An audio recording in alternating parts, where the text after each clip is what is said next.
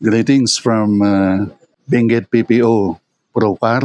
Good morning, everyone. I am Police Major Ramon Saingan Garcia and sharing with you our eighth topic for our swim. This is the respect for others. In the Bible, Jesus teaches us to respect one another, and he modeled during his earthly ministry on how to show or respect others. In Matthew chapter 7 verse 12, this is the golden rule in the Bible with respect or in concern to others. It says, do to others whatever you would have them do to you. This is the law. And how do we show this respect to others? One is be courteous to everyone.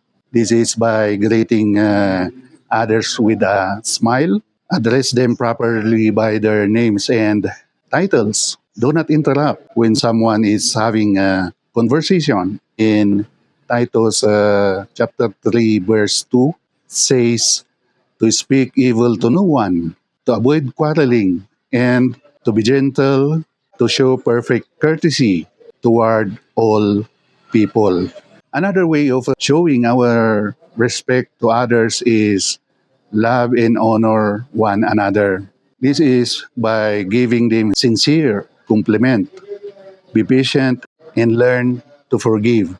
We see this in Romans chapter 12 verse 10.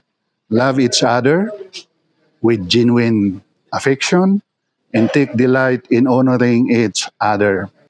In John chapter 13, verse 34 to 35, so now I am giving you a new commandment. Love each other just as I have loved you. You should love each other. You love one another will prove to the world that you are my disciple, says the Lord. Another way of showing our respect to other is that our service or serve one another in love.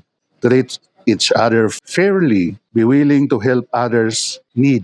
This can be seen in Galatians chapter 5 verse 13. For you have been called to live in freedom, my brothers and sisters, but do not use your freedom to satisfy your sinful nature. Instead, use your freedom to serve one another in love. So, this verse, sinasabi po dito na may kalayaan tayo sa pananalita at sa gawa.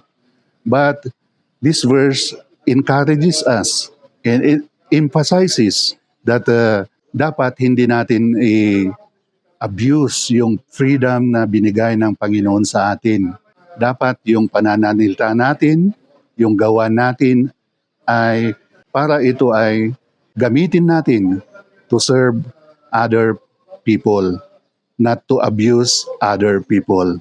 For our prayer today, we praise God for His goodness and grace to our life, and we ask His forgiveness in our sins, and we thank Him for the blessings we have received. Again, this is your brother Ramon Saingan Garcia, my brother's keeper.